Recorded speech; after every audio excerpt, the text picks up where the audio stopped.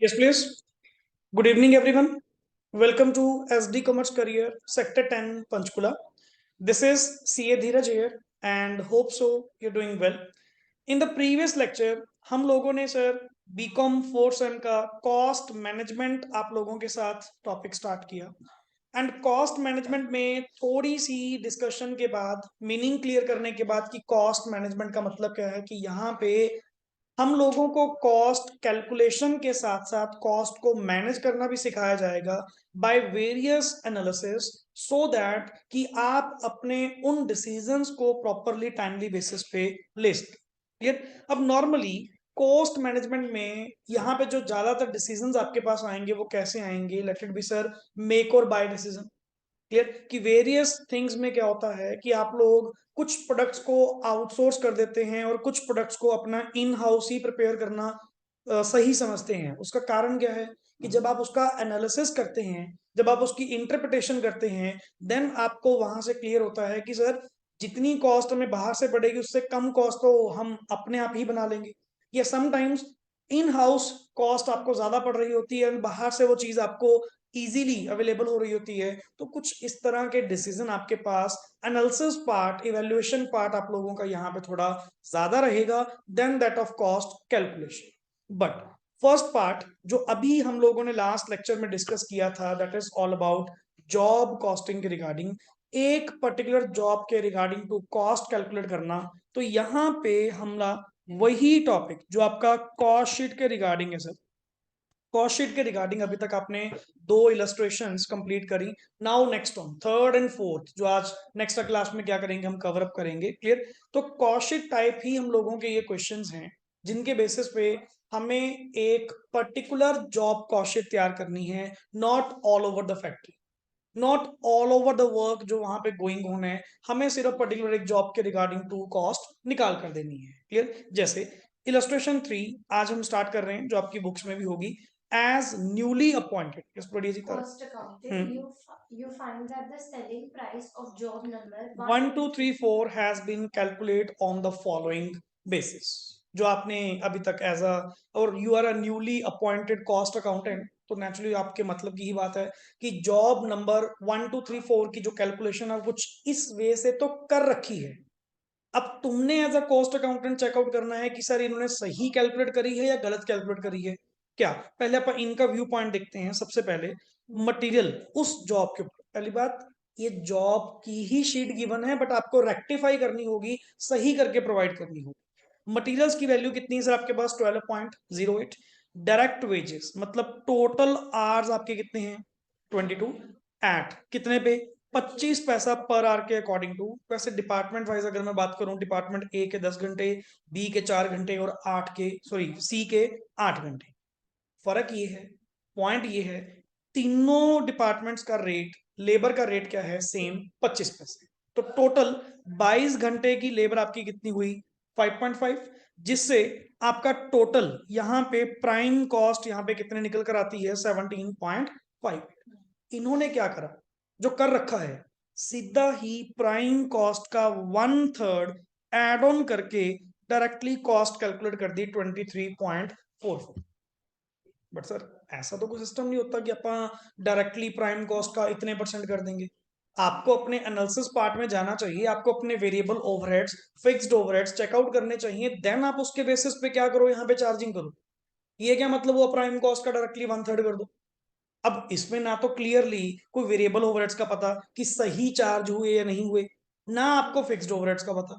तो नीचे जब मैंने पढ़ा, N analysis of the previous years profit and loss account shows the following. क्या ये? Overall. Clear. Overall previous year की रिपोर्ट है कि मटेरियल टोटल कितना यूज हुआ। डायरेक्ट वेजेस कितने थे?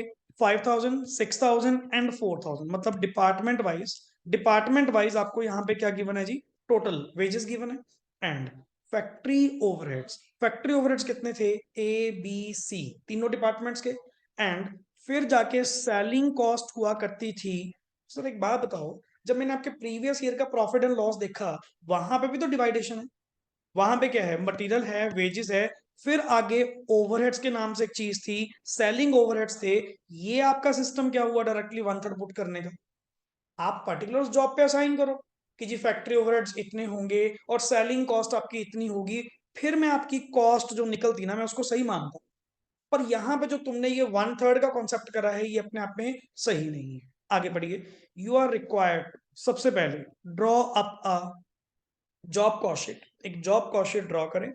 Calculate and enter the revised cost using the, क्या लिखा हुआ है, previous year figures as a basis. Previous year को बेस मानते हुए करंट ईयर में आप अपने इन कॉस्ट को चार्ज करिए, बेसिस बनाइए and add up to the total cost कितना, 10% for the profit and give the final selling price. तो मुझे उस पर्टिकुलर जॉब की सेलिंग प्राइस निकाल के दीजिए कि सर उस जॉब की सेलिंग प्राइस क्या होगी। पॉइंट इज दैट सर, अगर मैं ऊपर जो इनकी ऑलरेडी कॉस्ट शीट गिवन है, जो ऑलरेडी ये कॉस्ट शीट आपके पास बनी हुई है तो ये गलत है। और ये कॉस्ट अपने आप में सही नहीं है। कारण क्या है, मटेरियल सही है, डायरेक्ट वेजेस सही है, क्योंकि ये तो डायरेक्ट कॉस्ट थी। तुम्हारे पास कौन सी चीज नहीं गिवन है, that is overheads.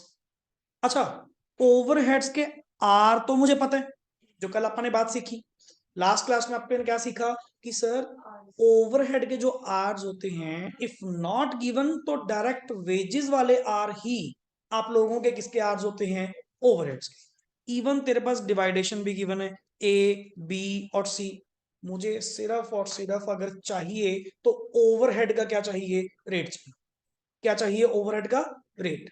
But sir rate तो कहीं ना कहीं से तो निकालना पड़ेगा, क्लियर। प्लस प्लस जब मैंने आपके प्रीवियस ईयर की फिगर देखी तो एक सेलिंग कॉस्ट के नाम से भी चीज पड़ी है, तो ये भी तो आपकी उस जॉब कॉस्ट का पार्ट बनेगी। तो यहां पे मुझे रीडिफाइन करके शीट बनानी पड़ेगी। बट उससे पहले मुझे ओवरहेड का रेट निकालना होगा कि ओवरहेड का रेट यहां पे कितना है। तो हमने क्या करा, सुनिए ध्यान से, ये सेम नंबर ऑफ टाइम ये क्वेश्चन आप लोगों का रिपीट हो चुका, और यही आपको डीपीटी में नेक्स्ट ऑन, पहले दिन डीपीटी वर्ड बोल दिया तो नॉर्मली ये आपके पास नंबर ऑफ टाइम ये क्वेश्चन क्या होने वाला है, अगर जॉब कॉस्टिंग है तो ये पर्टिकुलर क्वेश्चन तो आपको प्राइम मोटिव में आना चाहिए।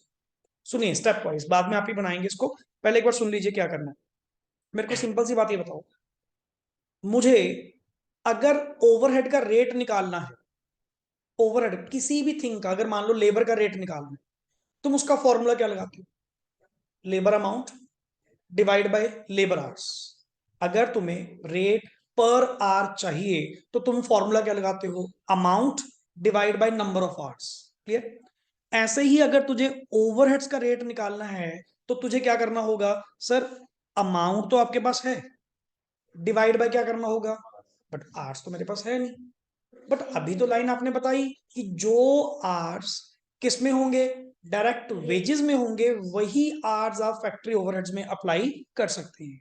तो मैंने प्रीवियस ईयर को बेस माना, मैंने पर्टिकुलर जॉब को छोड़ दिया, मैंने सिर्फ आपकी एक वर्ड उठाया कि आपका पर आर लेबर रेट कितना है, 25 पैसे। पर आर लेबर रेट कितना है, 25 पैसे। तो एक बात बता, अगर मैंने डिपार्टमेंट ए वालों को 5,000 रुपए दिए होंगे, 5,000 रुपीज, मुझे एक बात बताना, तुमने फॉर्मूला क्या बताया था, रेट इज इक्वल्स टू किसके बराबर होता है, amount divide by number of hours.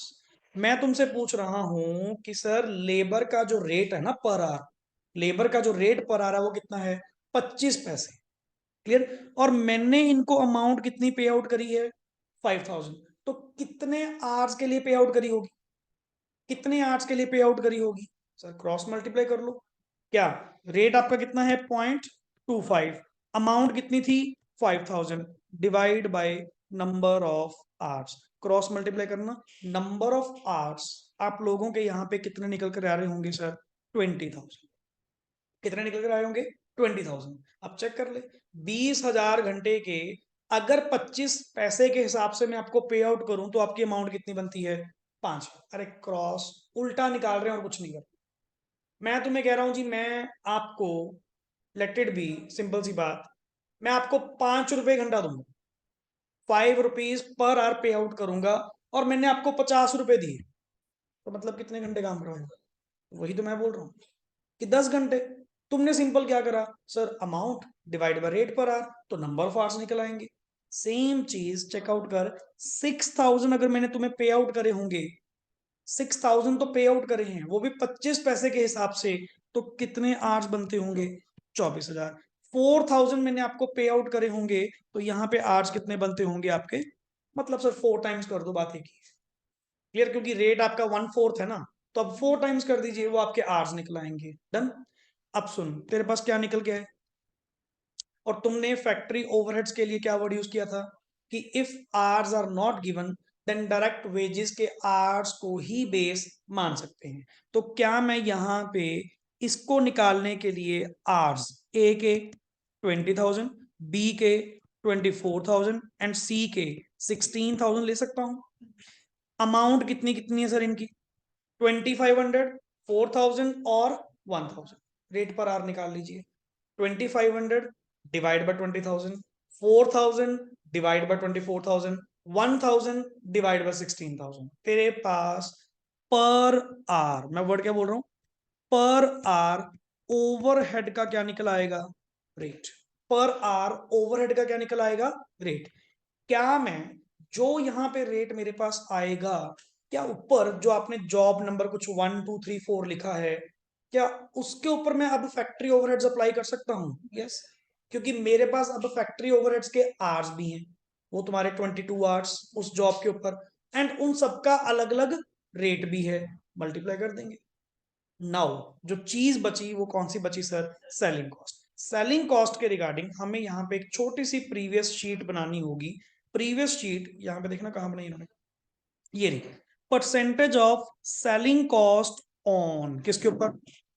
और वैसे भी सर ये तुम्हारे selling, distribution, office and administration, ये परसेंटेज ऑफ क्या होते हैं? Works cost, as per unit costing जो हमने लास्ट सेशन में करा था।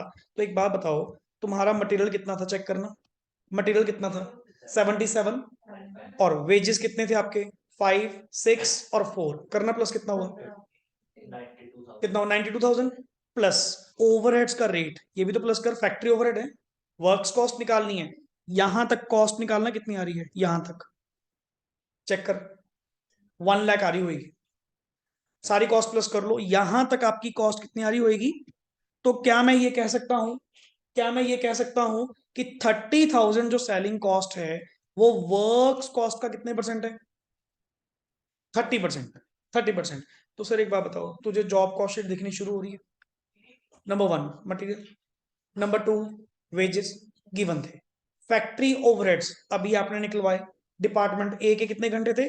10, बी के 4, सी के 8, इनटू देयर रिस्पेक्टिव रेट जो तुम निकालोगे, प्लस ये क्या आएगी? वर्क्स कॉस्ट, प्लस क्या करोगे? प्लस क्या करोगे? सेलिंग कॉस्ट, जो कि 30% ऑफ क्या होगा? Works cost. ये आपकी क्या आएगी? Cost of good sold, what ever जो भी है, प्लस प्रॉफिट कितना था? 10%। निकल गया, बन गया क्वेश्चन। समझ रहे हो वर्ड? तो स्टेप वाइज आपको चलना पड़ेगा। हाँ जी। मटेरियल 12.0 है, हाँ, नीचे मटेरियल क्या हुआ? 7। वो रहे ईयर का टोटल का है, तो हम ये पर्टिकुलर जॉब का है। तो अब पर्टिकुलर जॉब की ही निकाल रहे हैं by using the previous year figures. Clear है कॉन्सेप्ट? तो अल्टीमेटली अगर तुम्हें ये बात समझ में आ रही है कि सबसे पहले तुम्हें नंबर 1 स्टेप यहाँ पे क्या करना है, पर आर ओवरहेड का रेट कैलकुलेट करना है, और जिसके लिए तुम्हें मदद किसकी लेनी पड़ेगी? डायरेक्ट लेबर आवर्स की। क्लियर? कि रेट पर आर के अकॉर्डिंग टू आपको डायरेक्ट लेबर आवर्स निकालने पड़ेंगे, एंड वही अमाउंट से वही फैक्ट्री ओवरहेड्स के लिए हेल्पफुल होगी। पर आर रेट जब निकल आएगा, देन आपकी जॉब नंबर 1 2 3 4 की कॉस्ट शीट तैयार हो सकती है। कैसे? मटेरियल, वेजेस जो गिवन थी, दोनों चीज देख वही सेम है, फर्क क्या पड़ा? फैक्ट्री ओवरहेड्स का फर्क पड़ा, प्लस सेलिंग कॉस्ट जो 30% ऑफ क्या थी? Works cost, plus 10% profit and final selling. This is the question. अगर स्टेप वाइज भी इसको लेकर चलें तो ये इस वे से क्या होगा? कैलकुलेट। क्लियर? करिए स्टार्ट, करिए जी फटाफट जल्दी। सबसे पहले, सबसे पहले अब अपने आप बना के देखिए इसको। सबसे पहले तो यहां पे आप कैलकुलेट करिए डायरेक्ट लेबर आवर्स कितने होंगे, प्रीवियस ईयर के डायरेक्ट लेबर आवर्स कितने होंगे। करिए जी फटाफट जल्दी। चलिए जी, नेक्स्ट आगे सर हम लोगों का एक क्वेश्चन, होप सो आपने कॉपी पे प्रॉपर वे से बनाया होगा, एंड नेक्स्ट क्लास में इसका अनसॉल्व भी मैं आपको क्या करवाऊंगा, प्रोवाइड करवाऊंगा, क्योंकि जो जो क्वेश्चंस इलस्ट्रेशन बेसिस पे यहाँ पे क्लासरूम में डिस्कस होंगे, साथ के साथ उसके प्रैक्टिकल क्वेश्चंस भी आप लोग करते रहिए। क्लियर? तो नेक्स्ट सेशन में हम लोग इसके अनसॉल्व क्वेश्चन मैं आपको बता देता हूँ, क्लियर, सो दैट कि एक चेक करना अनसॉल्व आपका प्रॉब्लम नंबर 12 कौन सी है। अनसॉल्व प्रॉब्लम नंबर 12 स्टार्टिंग होगी as a cost accountant. Just एक बार मैं आपको बता रहा हूं, क्योंकि नेक्स्ट क्लास में अपना ये क्वेश्चन अनसॉल्व हम लोग करने वाले हैं। फिर अनसॉल्व का 12th क्वेश्चन देखना कौन सा आपका, या उसके आगे पीछे होंगे थोड़ा सा, एज अ कॉस्ट अकाउंटेंट देना बुक। यहाँ पे सर आपके पास ये रहा जी, आपका 10 नंबर है आपकी बुक में। मैं प्रॉब्लम नंबर इसको कर देता हूं जी 10, as a cost accountant. Clear? Page number new books में 2.66। क्लियर? आप लोग देख लीजिएगा, जिसमें मटेरियल कितना गिवन है 24। क्लियर? ये अपन नेक्स्ट क्लास में इसी पे बेस जो इलस्ट्रेशन आपने करी है, ये नेक्स्ट क्लास में इसको टेकअप करेंगे। बट उससे पहले नेक्स्ट आगे जो इलस्ट्रेशन 4 है जॉब कॉस्टिंग की, आई थिंक सो ये लास्ट ही इलस्ट्रेशन है। देन नेक्स्ट क्लास में आपको अनसॉल्व क्वेश्चंस की ही क्या करवाऊंगा, प्रैक्टिस करवाऊंगा, सो दैट कि ये वाला पार्ट एक छोटा सा पार्ट है, साथ के साथ इसको क्या कर देंगे, कंप्लीट कर देंगे। पढ़िए जी, क्वेश्चन पढ़िए।